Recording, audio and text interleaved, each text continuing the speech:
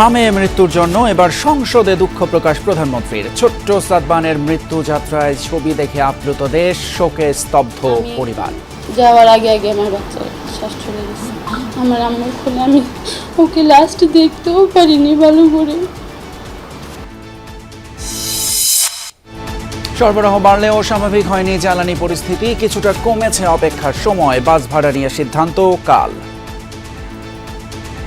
Fuel পাশ দিয়ে লাভ হইল কি, দাম বাড়াই লাভ হইল কি? সেই সিরিয়াল সকাল 7টায় সিরিয়াল ধরছে, এখন পর্যন্ত সেই একই জিনিস। না, এটাতে কোনো ফায়দা নেই, কোনো লাভ নেই, যেমন লাভ তেমন করবে।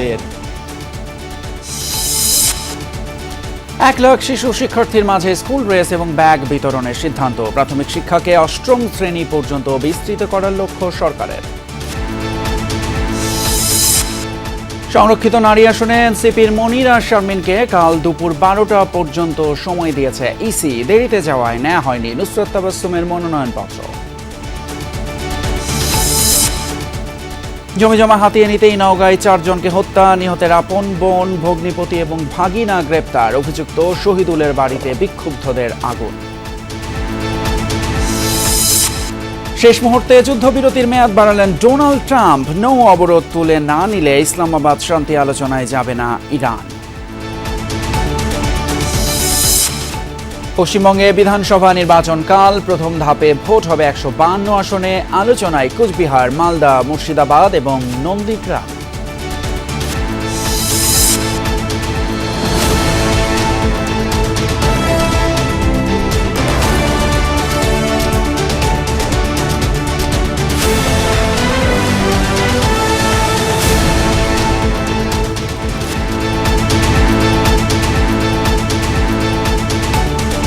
সবাইকে আমন্ত্রণ সন্ধ্যা বাংলাদেশের সঙ্গে আছি আমি ফয়সল। তুমি এতক্ষণ শিরোনাম।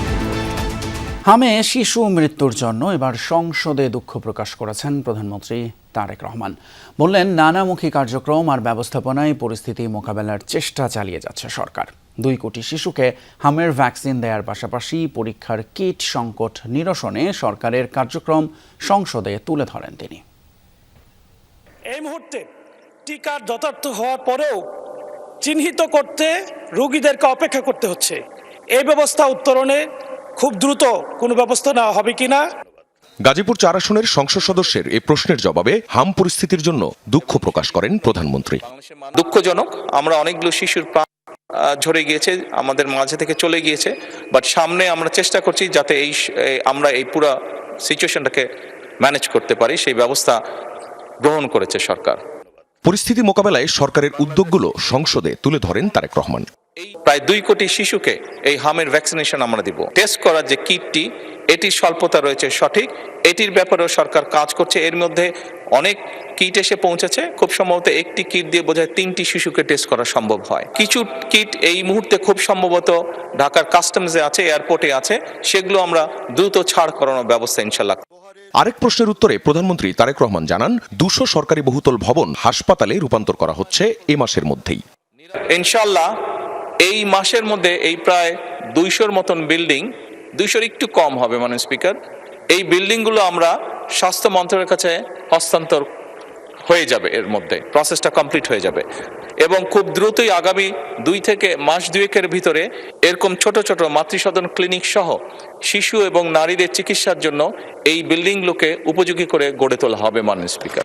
কৃষিখাত নিয়ে করা তারকা চিহ্নিত ও সম্পূরক প্রশ্নের জবাবে প্রধানমন্ত্রী কৃষক কার্ডের আওতা পরিধি তুলে ধরেন। জানান, কৃষক কার্ড এমনভাবে করা হচ্ছে যেন প্রণোদনা পেতে কোনো চাষিকে কোথাও যেতে না হয়। আমরা কৃষক কার্ডে এমনভাবেই করার চেষ্টা করছি, অর্থাৎ ওই নির্দিষ্ট কৃষকের কি পরিমাণ জমি আছে, সে কি ফসল চাষ করে এবং তার জন্য কতটুকু কীটনাশক ওষুধ দরকার, কতটুকু তার সার দরকার, কতটুকু বীজ দরকার, সেটি ইনফরমেশন আমাদের কাছে থাকবে। এবং তার এলাকায় ওই ইউনিয়নের মধ্যে যেটি আপনি উল্লেখ করেছেন, সেই ইউনিয়নের মধ্যে মাননীয় স্পিকার, আমরা যে সকল দোকানে এই জিনিসগুলো পাওয়া যাবে সেই দোকানে তার জন্য নির্দিষ্টভাবে বরাদ্দ থাকবে। প্রধানমন্ত্রী আরও জানান, জলবায়ু পরিবর্তনের প্রভাব মোকাবেলায় ক্লাইমেট স্মার্ট কৃষি বাস্তবায়নের পরিকল্পনা রয়েছে সরকারের। পতিত জমি আবাদে আনা ও জমির সর্বোত্তম ব্যবহার নিশ্চিতে ক্রপ জোনিং পদ্ধতি চালুর কথা জানান তারেক রহমান। বলেন, সিলেট অঞ্চল ও চরাঞ্চলের পতিত জমি চাষাবাদের আওতায় আনতে বিশেষ প্রকল্প চালু করতে যাচ্ছে সরকার। ক্লাইমেট স্মার্ট কৃষি বাস্তবায়ন করার পরিকল্পনা রয়েছে বর্তমান সরকারের। আখলাকুস সাফা, যমুনা নিউজ, ঢাকা। এক মাস পেরিয়ে গেলেও যেন থামছে না হামের প্রাদুর্ভাব। গত 24 ঘন্টায় হাম এবং উপসর্গ নিয়ে মৃত্যু হয়েছে আরও 5 শিশুর, নতুন ভর্তি 1358 জন। এই অবস্থায় টিকা কার্যক্রমে জোর দিচ্ছে সরকার। স্বাস্থ্যমন্ত্রী সর্দার সাখাওয়াত হোসেন জানিয়েছেন, তাদের হাতে আগামী 6 মাসের হামের টিকা মজুদ আছে।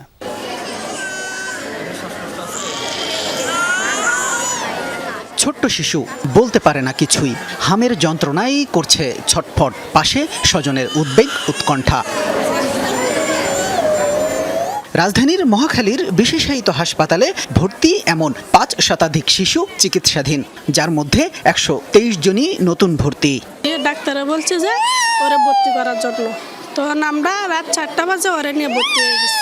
মানে অনেক জ্বর ছিল আর গায়ে, 4 দিন পর্যন্ত জ্বর ছিল। তারপর ফার্মেসিতে ওষুধ খাওয়াইছি, কমে না দেখে মিটপুরে গেছি। খেঁচুনি উঠে গেছিল, তখন হসপিটালে আসছি। আসার পরে আমাদের ওষুধ দিছে, 3 দিন ছিলাম। 3 দিনের পরে হঠাৎ শরীরে র্যাশ ওঠা শুরু করছে। 3টা হসপিটাল থেকে ফেরত দিয়ে দিছে, পরে মিটফুট থেকে এখানে আসতে বলছে।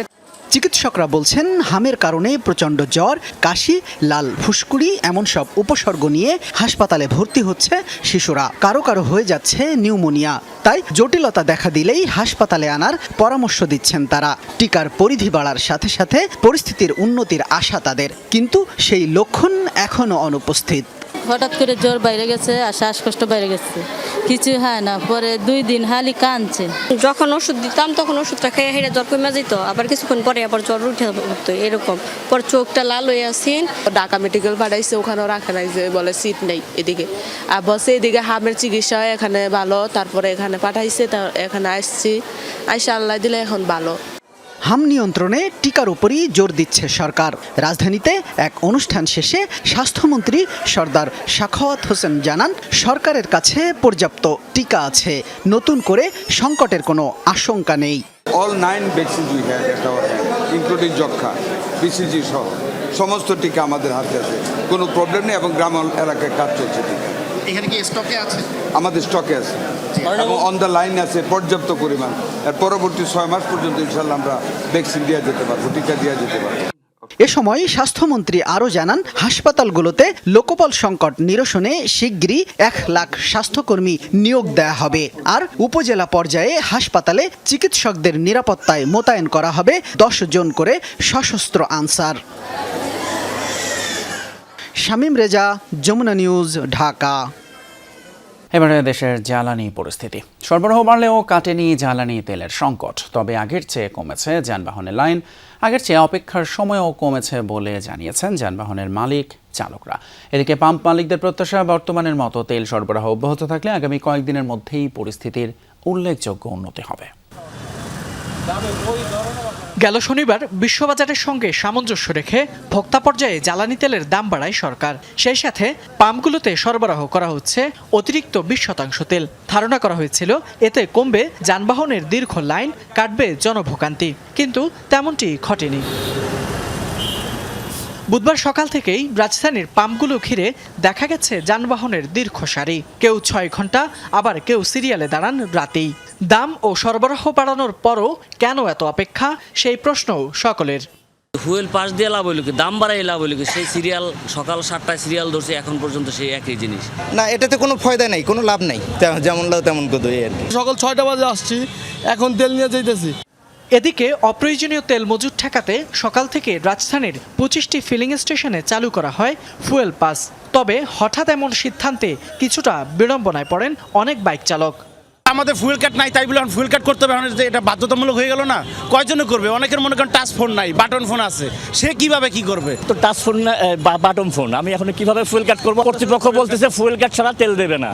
তো এইটা আমাদের কালকে জানাই দিত, আমরা গাড়িটা রেখে যেতাম না এখানে। সরকারের নির্দেশনা অনুযায়ী ফুয়েল পাসধারী মোটরসাইকেল চালকদের 1500 টাকার তেল দেওয়া হয়। নির্দেশনা না থাকলেও অন্যদের মানবিক কারণে দেয়া হচ্ছে 500 থেকে 700 টাকার তেল। সরকারের নির্দেশনা ছিল ফুয়েল পাস ছাড়া কাউকে তেল দেওয়া হবে না। যাদের ফুয়েল পাস আছে তাদেরকে 1500 টাকা দিচ্ছে, আর যাদের ফুয়েল পাস নেই তাদেরকে 500 টাকা দিচ্ছে। কালকে থেকে এখানে আশা করি যে ফুয়েল পাস ছাড়া কাউকে মোটরসাইকেল তেল দেওয়া হবে না। ফিলিং স্টেশন মালিকরা বলছেন, অতিরিক্ত জ্বালানি সরবরাহ করায় আগের তুলনায় কমেছে জনভোগান্তি। মানুষের মধ্যে আতঙ্ক না কাটলেই এ সংকট দূর করা কঠিন হবে। কালকে একটু বাড়িয়ে দেওয়াতে লাইনটা অনেকটা কমানো গেছে, আগে যেখানে দিন শেষে যখন তেল শেষ হয়ে যেত রাস্তায় 200-300 গাড়ি দাঁড়িয়ে থাকতো, তারা তেল পেত না, সেই জিনিসটা গতকালকে 40-50-এ নেমে এসছে। যদি মানুষের মধ্যে আতঙ্কটা কমিয়ে দিতে পারে, আমি মনে করি ইনশাল্লাহ এই জ্বালানির দীর্ঘ লাইন এবং মানুষের ভোগান্তি থাকবে না। সরকারের এই সরবরাহ অব্যাহত থাকলে আগামী কয়েকদিনের মধ্যেই পরিস্থিতির উন্নতির আশা পাম্প মালিকদের। ফয়সাল মাহমুদ, যমুনা নিউজ, ঢাকা। এদিকে পরিবহন ভাড়া বৃদ্ধির বিষয়ে সিদ্ধান্ত নেওয়া হবে আগামীকাল দুপুরে সচিবালয়ে পরিবহন মালিক সমিতির সাথে বৈঠক শেষে সড়ক পরিবহন ও সেতুমন্ত্রী শেখ রবিউল আলম গণমাধ্যমকে কথা জানান। এর আগে মঙ্গলবার এক সংবাদ বিজ্ঞপ্তিতে বাংলাদেশ সড়ক পরিবহন মালিক সমিতি সরকারের আনুষ্ঠানিক সিদ্ধান্ত না আসা পর্যন্ত পরিবহন মালিক ও শ্রমিকদের বাস ভাড়া অপরিবর্তিত রাখার নির্দেশ দেয়। বলা হয়, সরকারের পক্ষ থেকে ভাড়া বৃদ্ধির কোনো প্রজ্ঞাপন জারি না হওয়া পর্যন্ত যাত্রীদের কাছ থেকে বর্তমান হারের চেয়ে বেশি ভাড়া আদায় করা যাবে না। মালিক সমিতি বলছে, পরিবহন খাত বর্তমানে ক্রমবর্ধমান আর্থিক চাপের মুখে রয়েছে। পরিবহনে ভাড়া বৃদ্ধির দাবি জানিয়ে আসছে সংগঠনটি।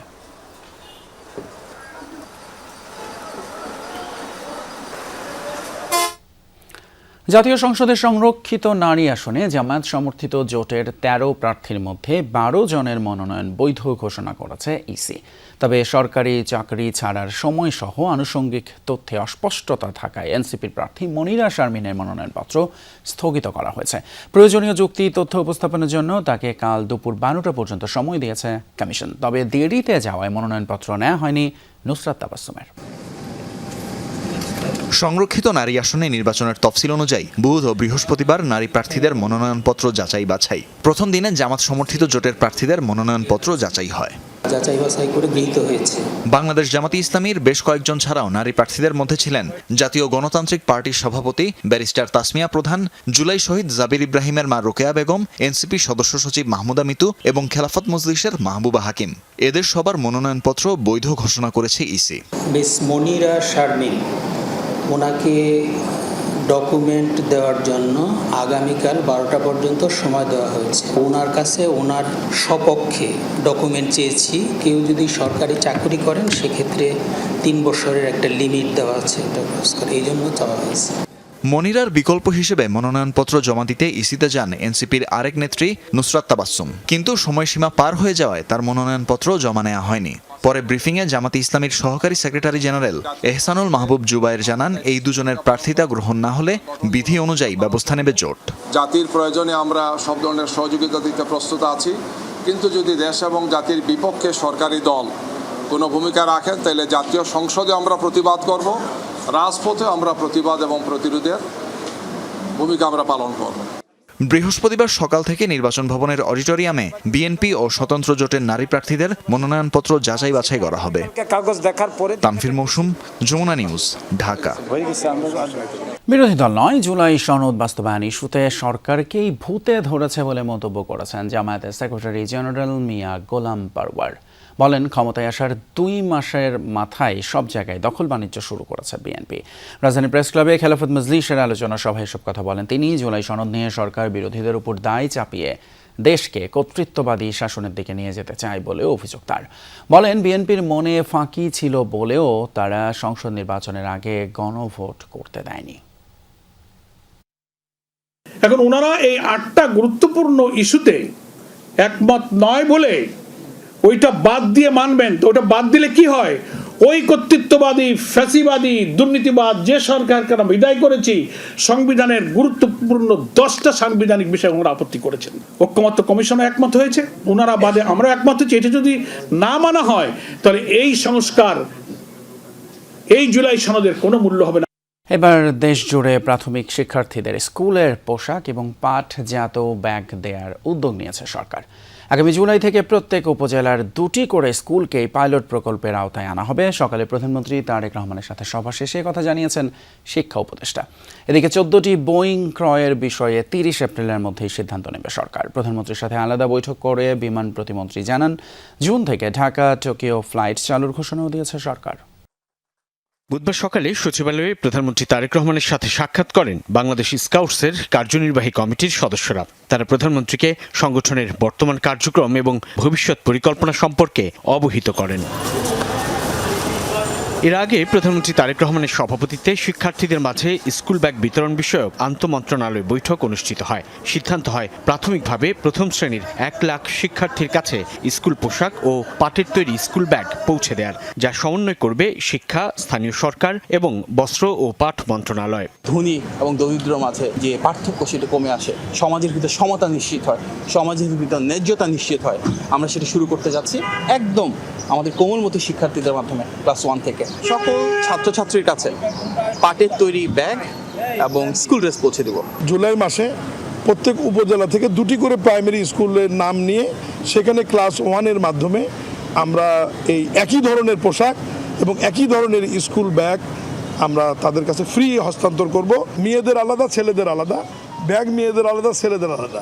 রাস্তাতে যাওয়ার সময় যে কেউ দেখলেই যেন চেনে যে এই বাচ্চাটি প্রাইমারি স্কুলে পড়ে। পাটজাত পণ্য দ্রব্য এগুলো ব্যবহারে মানুষকে উৎসাহিত করা, এই জন্য আমরা এই জুটের ব্যাগগুলো পাট শিল্পকেও আমরা আরও একটু সমৃদ্ধ করা, আমাদের হারানো ঐতিহ্য গৌরবকে ফিরিয়ে আনার জন্য আমরা এটা আমাদের কোমলমতি শিশুদের মাঝে দিয়ে এটা একটা সিগন্যাল দিচ্ছি।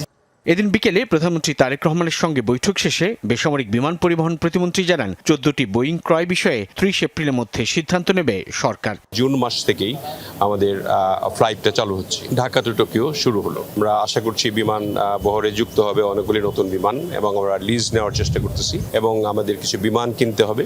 সেই কেনার চুক্তিটাও গত সরকার ড্রাফট করে দিয়েছিল, সেটা আমাদের 30 এপ্রিলের মধ্যে সিদ্ধান্ত গ্রহণ করতে হবে। আমরা ইনফ্যাক্ট বোয়িং 14টা কিনবো, আর আমরা ইতিমধ্যে কথা বলছি এদের সঙ্গে, এয়ারবাসের সঙ্গে মিক্সড ফ্লাইট করার চিন্তা করছি। বিমানকে লাভজনক করতে সরকার নানান পরিকল্পনা হাতে নিয়েছে বলেও জানান প্রতিমন্ত্রী রাশিদুজ্জামান মিল্লাত। উল্লেখজনকভাবে যাতে আপনাদের বলতে পারি যে বিমান লস করছে না, বিমান ইজ প্রফিটেবল একটা ক্যারিয়ার। সাইফুদ্দিন রবিন, যমুনা নিউজ, ঢাকা।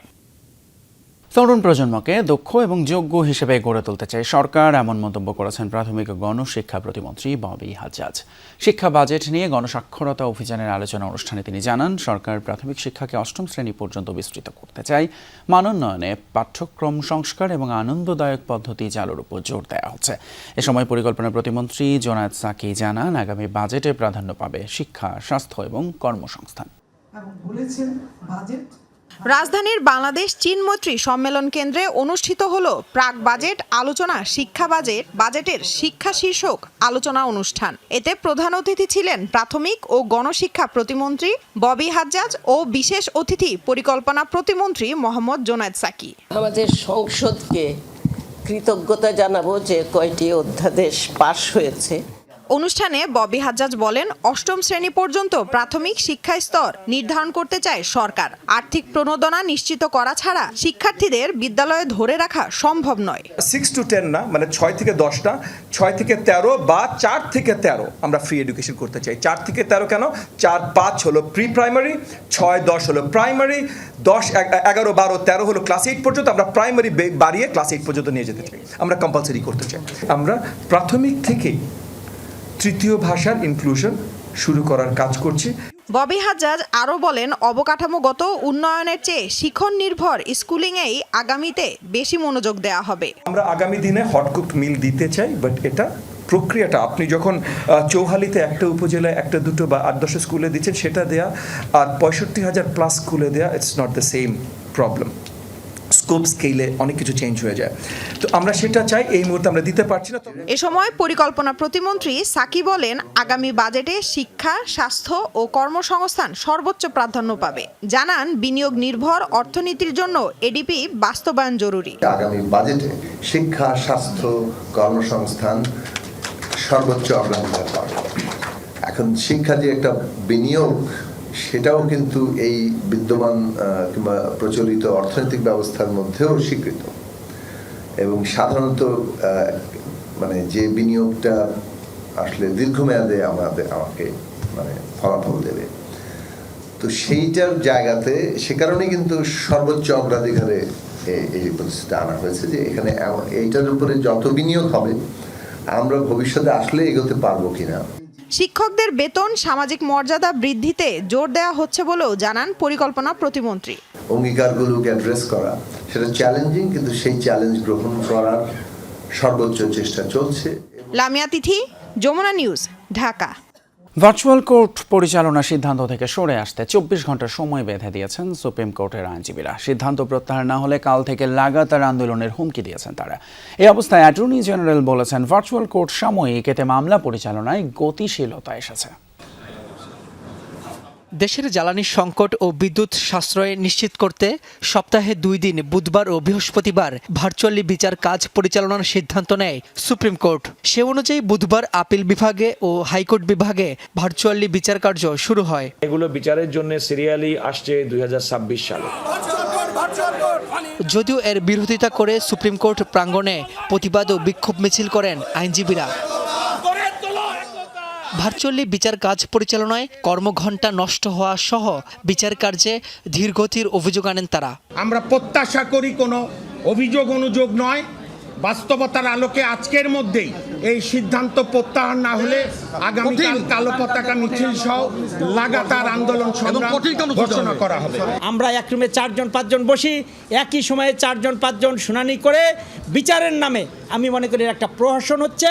একটা কিউবিকেলস ব্যবহার করতো, সেখানে তার 5 জন জুনিয়র নিয়ে 5টা রুমে 5টা এসি চালিয়ে তার বৈকালিক চেম্বার সারাদিন খোলা রাখছে।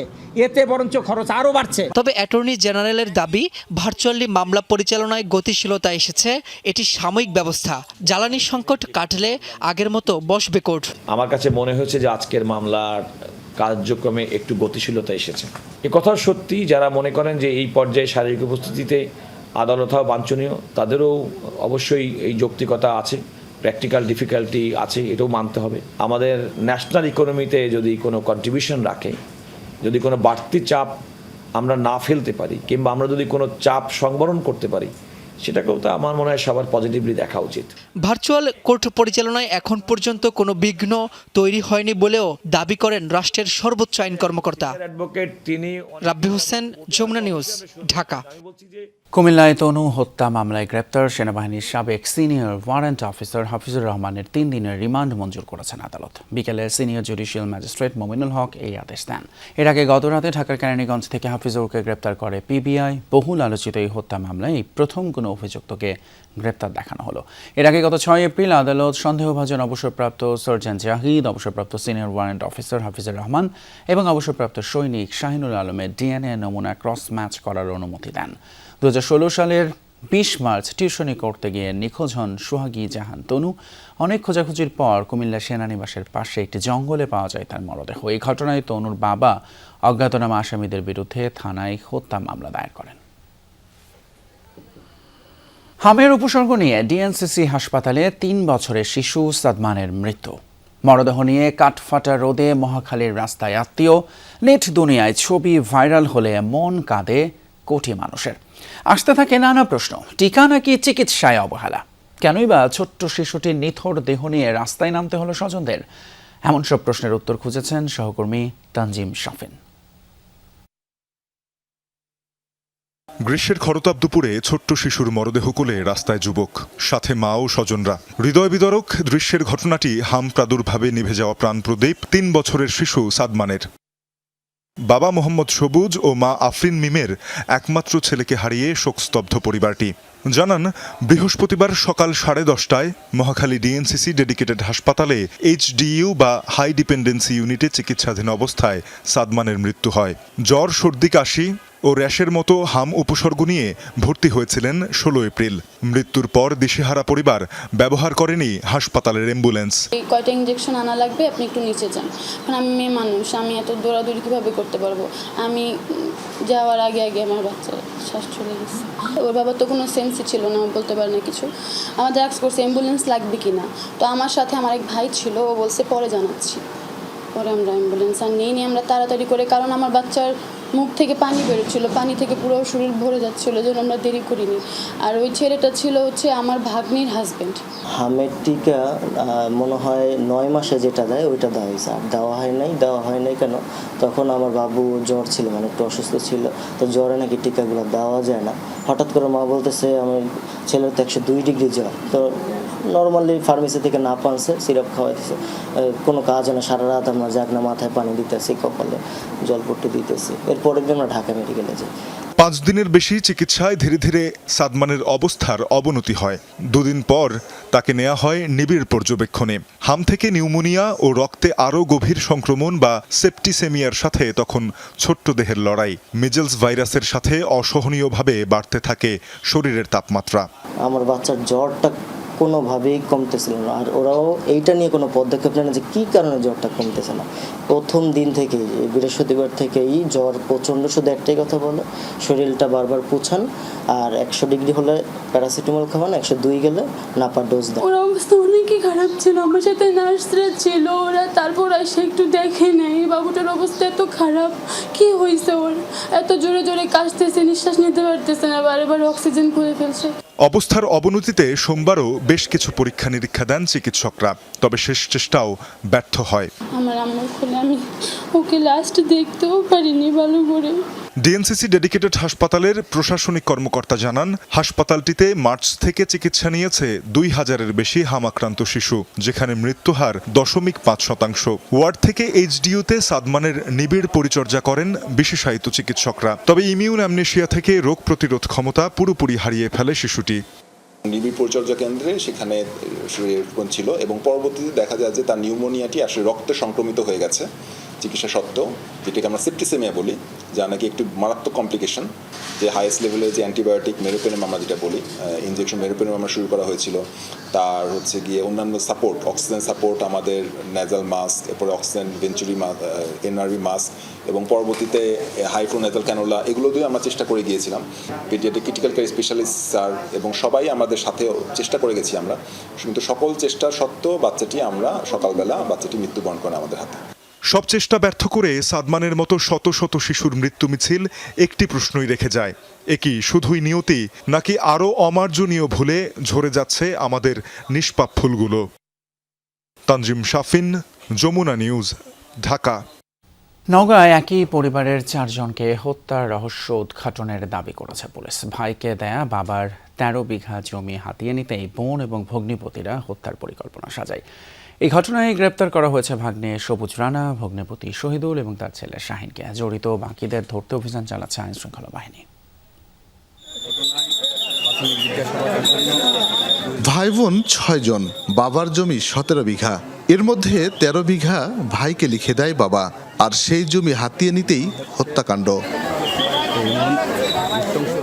সোমবার রাতে বাহাদুরপুর গ্রামের হাবিবুর রহমান, তার স্ত্রী পপি সুলতানা ও তাদের 9 বছরের ছেলে পারভেজ এবং 3 বছরের মেয়ে সাদিয়া আক্তারকে গলা কেটে হত্যা করা হয়। ঘটনার রহস্য উদ্ঘাটন নিয়ে আজ দুপুরে সংবাদ সম্মেলন করেন পুলিশ সুপার তারিকুল ইসলাম। তিনি বলেন, হত্যা ছিল পরিকল্পিত।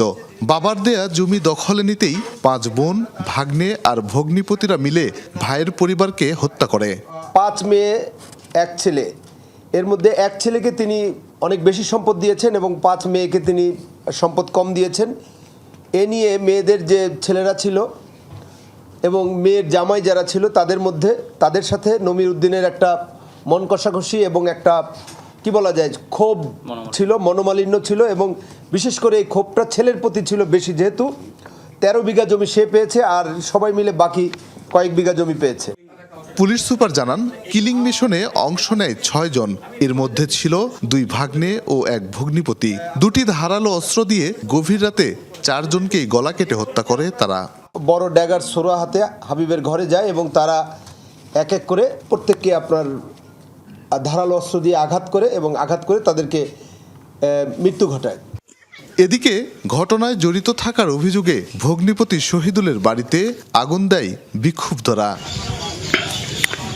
শফিক ছোটন, যমুনা নিউজ, নওগাঁ। জাতীয় সংসদে সংরক্ষিত আসনে এনসিপির মনিরা শারমিনের প্রার্থিতা স্থগিত নিয়ে এখনও আপিল এবং রিটের সুযোগ আছে। যথাযথ প্রক্রিয়ায় বিষয়টি সমাধান সম্ভব বলে আশা প্রকাশ করেছেন এনসিপির মুখপাত্র আসিফ মাহমুদ সজীব ভূঁইয়া। বিকেলে আহত এক সাংবাদিকের খোঁজখবর নিতে ঢাকা মেডিকেলে গিয়ে কথা বলেন তিনি। আসিফ বলেন, মনিরা শারমিনের ক্ষেত্রে সরকারি চাকরি সংক্রান্ত যে 3 বছরের জটিলতার কথা বলা হয়েছে তার ঋণ খেলাপি বা বিদেশি নাগরিকত্বের মতো জটিল কোনো বিষয় নয়। এ সময় চট্টগ্রাম বিশ্ববিদ্যালয়ের প্রসঙ্গ টেনে তিনি বলেন, বিভিন্ন ক্যাম্পাসে 2 ছাত্র সংগঠনের মধ্যে যে শীতল যুদ্ধের পরিস্থিতি তা যেন সংঘর্ষের পর্যায়ে না যায়। এটা তো মাত্র স্থগিত এবং বাতিল মাত্র প্রক্রিয়াটা শুরু হলো। আপনারা জানেন আপিলের প্রক্রিয়া আছে, রিটের সুযোগ আছে। 3 বছরের জটিলতা, এটা তো ঋণ খেলাপি অথবা বিদেশি নাগরিকত্বের মতো কঠিন কোনো জটিলতা না। তারপরেও আমরা আইনের প্রতি শ্রদ্ধাশীল, নিয়ম নীতির প্রতি শ্রদ্ধাশীল। সেই জায়গা থেকে নির্বাচন কমিশন যে সিদ্ধান্ত দিবে চূড়ান্ত আইন অনুযায়ী আমরা সেটাই আমাদের জায়গা থেকে মেনে নিব। আন্তর্জাতিক প্রসঙ্গ আলোচনা নিয়ে উত্তেজনার মাঝেই হরমুজ প্রণালীতে 2টি জাহাজ জব্দ করেছে ইরান। এদিকে দেশটির পশ্চিমে প্রায় 8 নটিক্যাল মাইল দূরে গুলিবর্ষণের শিকার হয়েছে একটি জাহাজ। এর আগে তেহরানকে বাগে আনতে না পেরে অবশেষে একতরফাভাবে যুদ্ধবিরতির মেয়াদ বাড়ানোর ঘোষণা দেন মার্কিন প্রেসিডেন্ট ডোনাল্ড ট্রাম্প। কোনো সময়সীমা না জানালেও বলেন অব্যাহত থাকবে মার্কিন নৌ অবরোধ। বর্ধিত যুদ্ধবিরতি নিয়ে আনুষ্ঠানিকভাবে এখনও কোনো প্রতিক্রিয়া জানায়নি তেহরান। তবে দেশটির উপর থেকে নৌ অবরোধ তুলে নিলে আবারও আলোচনায় বসতে রাজি আছে বলে জানিয়েছে ইরান।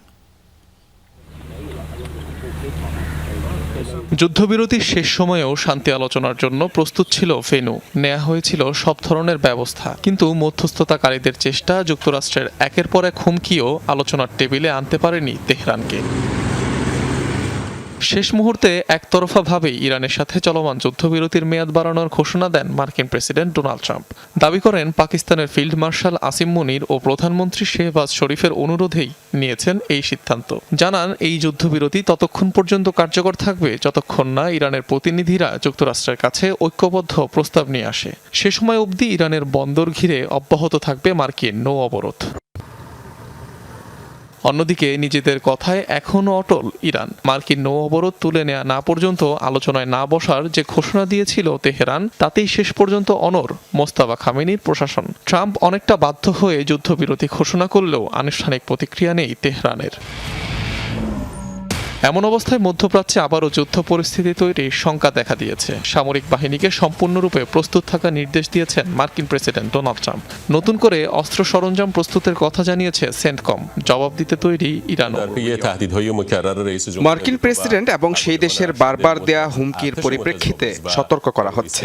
ইসলামিক ইরানের বিরুদ্ধে কোনো আগ্রাসন ও পদক্ষেপ নেওয়া হলে আমাদের সশস্ত্র বাহিনীও অবিলম্বে পূর্ব নির্ধারিত লক্ষ্যবস্তুতে হামলা চালাবে। আগ্রাসী যুক্তরাষ্ট্র ও শিশু হত্যাকারী জায়নবাদী শাসনকে আগের চেয়ে আরো কঠোরভাবে একটি শিক্ষা দেয়া হবে।